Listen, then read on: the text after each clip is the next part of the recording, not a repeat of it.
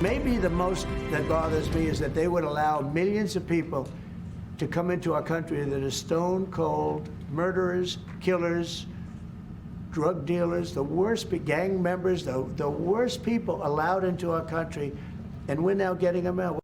Let's talk a little bit of immigration. So, you know, your mom said if you put your mind to something, you can get it done. Check this out. In the last 50 days, President Trump has arrested 32,809 arrests for illegal immigrants, okay? Under Biden, in the entire year of fiscal 24, 33,242. So in 50 days, they have done almost as much as they did in the entire year. Then you look over here. ICE arrests under Trump. Convicted criminals, 14,000. That's how many. We're just living up amongst us. Pending charges, you have almost 10,000 here, and immigration violations at 8,700. And then current ICE detentions. Right now, they have 47,600 illegal aliens in detention, and the beds are maxed out. For more on this and much more to come from this whole topic, Texas Congressman Pat Fallon is a Republican on the Oversight Committee. It's great to have you here with us. These numbers are pretty telling, but the other thing is that we're learning that the Biden administration would count taking somebody in, arresting them, and then releasing them into the country as an arrest. And I don't think that's going to sit well with people. What do you think? No, Dana, you're absolutely right. I mean, there were over 113,000 illegals that Joe Biden was telling the American people that he had arrested them. Well, that implies that you put cuffs on them and they go back to their home country. That wasn't the case. The vast majority of those people were, quote unquote, arrested and then let into the interior of our nation. So we were being lied to. We were also being lied to by the Democrats and Joe Biden when he said that, oh, we're going to need legislative action to fix this immigration issue. There's been no legislative action in the last 6 or 7 weeks. And what happened? We hired a president that actually had the will to enforce the laws that were on the books. And this is what we get, a secure border. Yes, and last week, in fact, we pulled all sorts of Democrats saying for the last 18 months, we can't do anything because Congress never passed a law. And obviously that is not true. But let me ask you, you're in Congress now.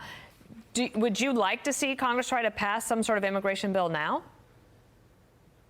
You know, I'm glad that, number one, that I wanted the laws that were already on the books enforced. So that would be great.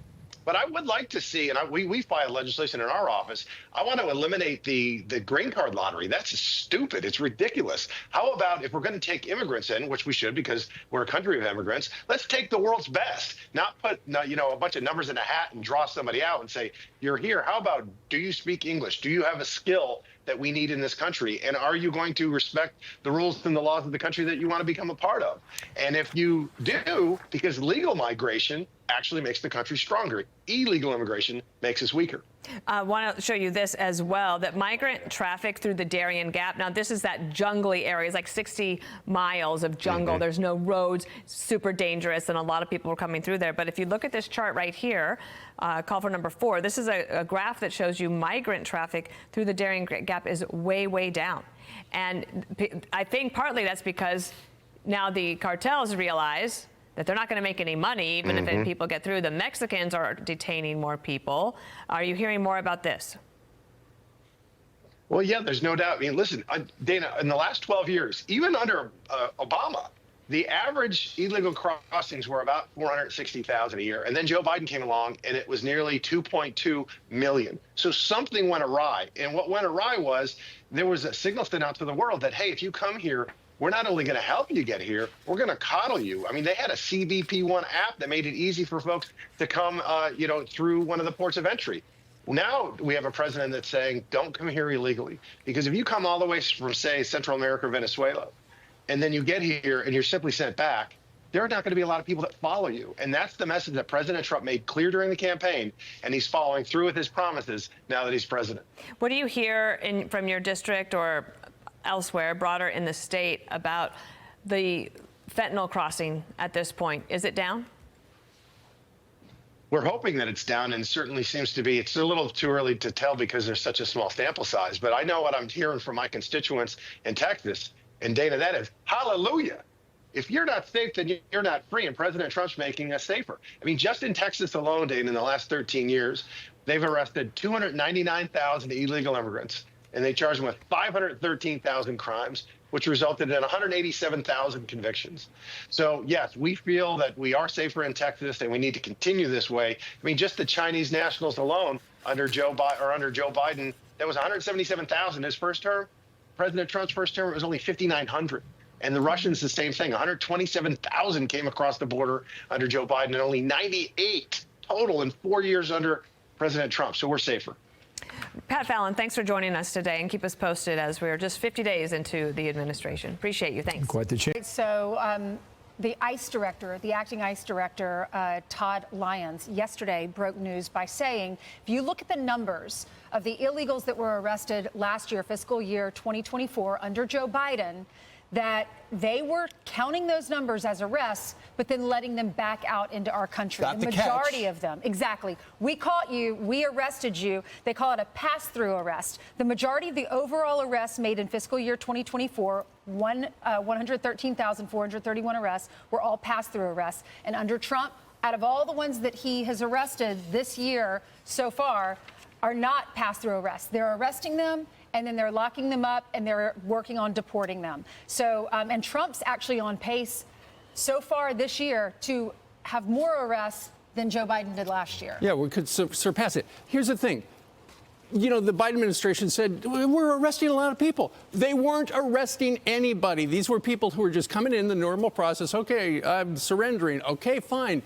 You're going to go right into the interior of the United States. So it's just, they were cooking the books. That's what Todd Lyons said. Here's his quote. He said, we have uncovered that the previous administration was cooking the books on ICE data. They were purposely misleading the American people by categorizing individuals processed and released into the United States, we've been talking about that for years, as arrests. They weren't arrests. We found tens of thousands of cases that were recorded as arrests when, in fact, these instances were illegal aliens that were simply processed and released into the American communities. These were numbers that ICE came up to try to make Joe Biden look good. And now that it's been revealed, it makes Joe Biden look bad. So what are the real numbers? We don't even know the real numbers. We don't know the real. Counting people and then letting them go. Subtract those. Well, I mean, between the auto pen and between these numbers, we're going to find out a lot that wasn't really done under Joe Biden. And just think about if you did pass what Senator Langford put forward I guess you would say, immigration reform to a degree before the election. The main thing was, no one thought that Joe Biden would enforce anything that was passed, let alone the bill as it looked. It turns out, as the president said, we just needed a new president. The numbers are stunning so far, what Tom Homan has done. And then yesterday, when he went up to Albany to meet with the Republican delegation to let them know, I'm looking to do some massive ICE arrests in New York, and we're going to have to probably bypass the governor.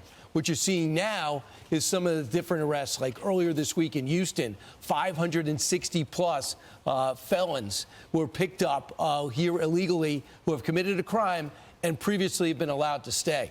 The one area, there's many areas where the president's had success, but the one where it's just undeniable is here.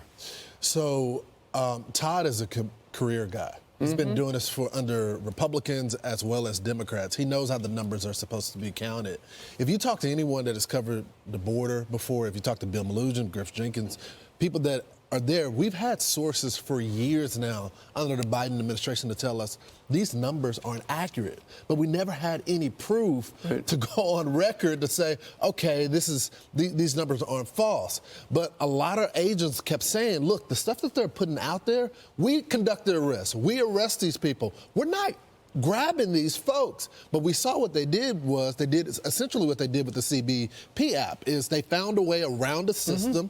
They were fudging the numbers with the CBP app as well because people were surrendering and they were saying the apprehensions at the border were down because people just turned themselves in. But the crossings were still crossings, but they didn't count those numbers toward them when they used the app. They did the same thing when it came down to the arrest as well. And we didn't need really this report to justify because we see the 10 million people that are in the country right now.